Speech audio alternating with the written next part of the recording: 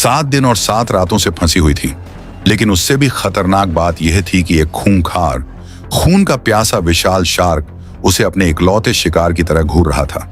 जब लड़की पूरी तरह निराश हो चुकी थी और लगभग हार मानने वाली थी, तभी उसकी नजर अचानक समुद्र की सतह पर तैरते हुए एक तेल के ड्रम पर पड़ी।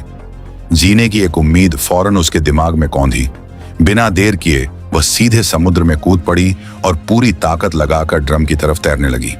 लेकिन पानी में कूदने की आवाज पास मौजूद शार्क तक पहुंच गई। जैसे ही शार्क उसकी ओर बढ़ने लगी, लड़की के पास अब पीछे हटने का कोई रास्ता नहीं था।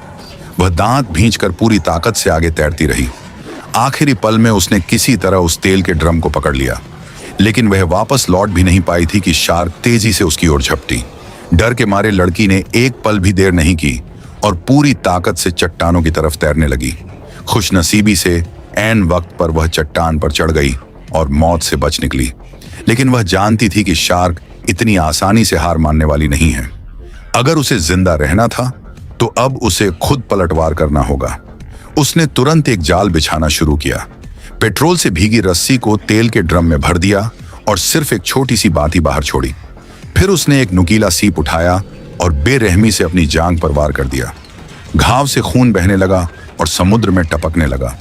जैसा उसने सोचा था, कुछ ही देर में शार्क खून की गंध से आकर्षित होकर धीरे धीरे चट्टानों की तरफ आने लगी। लेकिन किसी ने नहीं सोचा था कि यह शार्क बेहद चालाक निकलेगी। वह चुपके से घूमकर लड़की के पीछे पहुंच गई। अब तो मुसीबत और भी बढ़ गई।